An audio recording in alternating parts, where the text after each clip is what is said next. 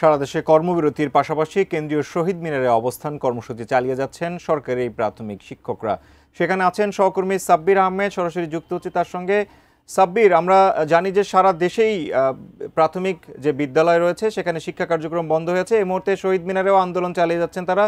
কি হচ্ছে সেখানে, কি আছে আপনার কাছে জানাবেন? পালন করছেন এবং তার অংশ হিসেবে আজকে দ্বিতীয় দিনের মধ্যে এই মুহূর্তে তারা শহীদ মিনার প্রাঙ্গণে অবস্থান করছেন এবং কিছুক্ষণ আগে তাদের যেই 5 জন শিক্ষককে গতকালকে ধরে নিয়ে যাওয়া হয়েছিল, প্রায় 21 ঘন্টা তাদেরকে আটকে রাখা হয়েছিল এবং সেই 5 জন শিক্ষক কিছুক্ষণ আগে এখানে এসে এই শহীদ মিনারে, কেন্দ্রীয় শহীদ মিনার প্রাঙ্গণে তারা যোগ দিয়েছেন এবং তারা তাদের যে অভিজ্ঞতা সে তারা শেয়ার করেছেন। তারা যেটি বলেছেন যে এই 21 ঘন্টা তারা তাদের যে দাবি রয়েছে এই দাবি আদায়ের লক্ষ্যে তারা কোনো ধরনের কোনো পানি পর্যন্ত পান করেননি, অর্থাৎ তারা অনশন পালন করেছেন এবং তাদের যে দাবি সেই দাবি আদায় না হওয়া পর্যন্ত তারা এখানে অবস্থান করবেন এবং প্রশাসন থেকে শুরু করে অন্যান্য যারা রয়েছেন এই অন্তর্বর্তীকালীন সরকারের সবাই তাদেরকে আসলে এই আন্দোলনে তারা চুপ হয়ে যান সেই চেষ্টা করছেন।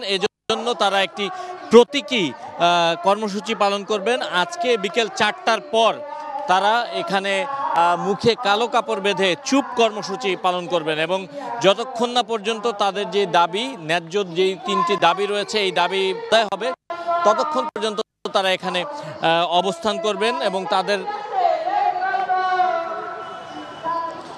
তাদের যে কর্মসূচি তারা এই কর্মসূচি চালিয়ে যাবেন এবং তারা যেটি বলেছেন যে আগামীতে আপনারা জানেন যে পরীক্ষা রয়েছে, সেই পরীক্ষাতেও তারা করে দিতে পারেন, তারা সেই পরীক্ষাতেও কর্মবিরতি পালন করতে পারেন এবং তাদের যে মূল 3টি দাবি সেটি হচ্ছে এই মুহূর্তে তারা 13তম গ্রেডে বেতন পাচ্ছেন। সেই 13তম গ্রেডের বেতন না দিয়ে এখন তাদেরকে 10ম গ্রেড অনুযায়ী তাদেরকে বেতন দিতে হবে।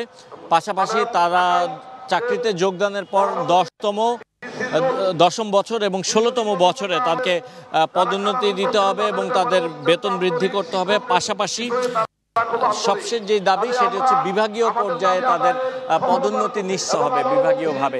এই 3টি দাবিতেই মূলত তারা আজকে এখানে অবস্থান করছেন এবং গতকালকে থেকে তাদের এই অবস্থান কর্মসূচি শুরু হয়েছে এবং সেই কর্মসূচি এখনো চলছে এবং তাদের যেটি বক্তব্য, যতক্ষণ না পর্যন্ত তারা এই দাবি আদায় হবে ততক্ষণ পর্যন্ত তারা এই কর্মসূচি চালিয়ে যাবে।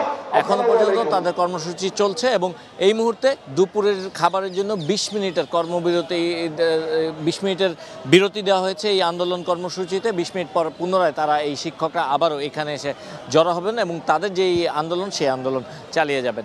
এই ছিল এই মুহূর্তে শাহবাগে কেন্দ্রীয় শহীদ মিনার প্রাঙ্গণে প্রাথমিক স্কুলে শিক্ষকরা রয়েছেন সেই শিক্ষক